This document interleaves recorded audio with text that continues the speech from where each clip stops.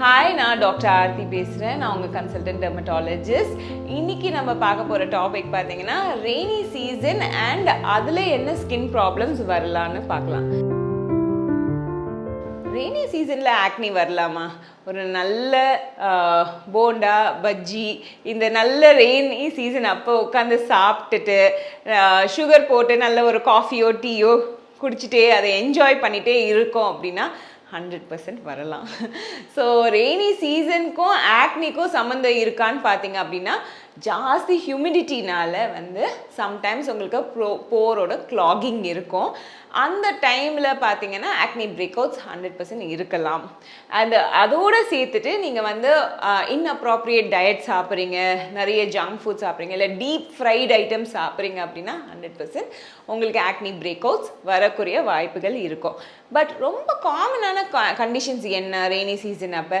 ஏன்னா ஏற்கனவே வெயில் ரொம்ப கோல்டாக இருக்குது. நீங்கள் என்ன பண்ணுவீங்க, நல்ல ஹாட் வாட்டரில் குளிச்சுட்டு வந்தால் நல்லா இருக்கும்னு நினச்சிங்க அப்படின்னா அண்ட் ஒரு ஹார்ஷான சோப் யூஸ் பண்ணுறீங்க அப்படின்னா உங்கள் நார்மலாக இருக்க ஆயில் கண்டென்ட், பாடியில் இருக்க ஆயில் கண்டென்ட்டை நீங்கள் டிப்ளீட் பண்ணிடுங்க, அதை ஃபுல்லாகவே எடுத்துடுறீங்க.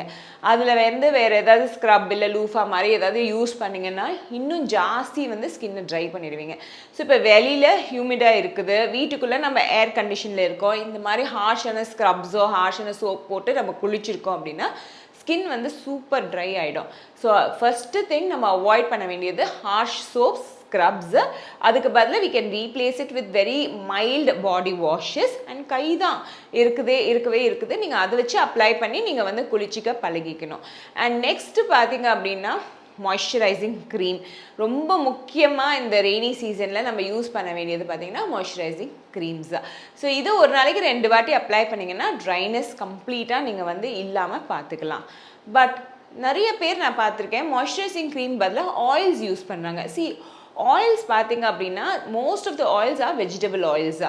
இப்போ நீங்கள் ஒரு ஏற்கனவே ஹியூமிடாக இருக்குது, நீங்கள் உள்ள ஏர் கண்டிஷனில் இருக்கீங்க அண்ட் நீங்கள் ஆயில்ஸ் உங்கள் பாடிக்கு யூஸ் பண்ணுறீங்க அப்படின்னா சில இடுக்குங்களில் இன்டர்ட்ரைகோன்னு சொல்லுவாங்க, தட் இஸ் ஃபங்கஸ் வளரக்கூடிய வாய்ப்புகளை நீங்களே ஜாஸ்தியாக்கி கொடுக்குறீங்க. ஸோ கண்டிப்பாக இந்த மாதிரி ரெய்னி சீசனில் ஆயில்ஸ் நீங்கள் 100% அவாய்ட் பண்ணி தான் ஆகணும். அண்ட் நெக்ஸ்ட் திங் பார்த்தீங்க அப்படின்னா நான் வீட்டுக்குள்ளே தான் இருக்கேன், நல்ல மழை பெய்யுது, நான் சன்ஸ்க்ரீனே போட வேண்டியது இல்லைன்னு நினைக்காதீங்க. சன்ஸ்க்ரீன் 365 டேஸும் யூஸ் பண்ணணும். பிகாஸ் உங்கள் வெயிலோட வெளிச்சம் UV radiation can penetrate the clouds and it can come out. So டெஃபினட்டாக நீங்கள் வீட்டில் இருந்தாலும் சரி வெயிலில் போனாலும் சரி ஒரு 30 SPF மாதிரி ஒரு மைல்டான சன்ஸ்க்ரீன் கண்டிப்பாக மேலே யூஸ் பண்ணிக்கிட்டீங்க அப்படின்னா அந்த ட்ரைனஸ் ஆனாலுமே சரி சன்பர்ன் ஆகாமல் இருப்பீங்க. ஸோ இதெல்லாம் தான் ரெய்னி சீசனுக்குரிய சின்ன டிப்ஸு. அண்ட் நெக்ஸ்ட் இது பார்த்திங்க அப்படின்னா நம்ம அடிக்கடி வெளியில் போயிட்டு வரோம் அப்படின்னா கால் தான் ரொம்ப அஃபெக்ட் ஆகும். ஸோ ஃபங்கல் இன்ஃபெக்ஷன் அந்த லெக்ஸ் வரலாம்.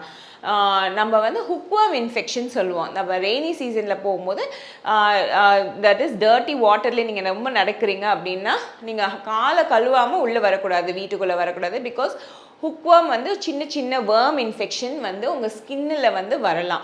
ஸோ அதுவும் நீங்கள் சேஃபாக இருந்துக்கணும். So these are the small safety measures which you have to do during winter season or rainy season. So take care of yourself. Next time இன்னும் இன்ட்ரெஸ்டிங்கான டாபிக்ஸில் நம்ம meet பண்ணலாம்.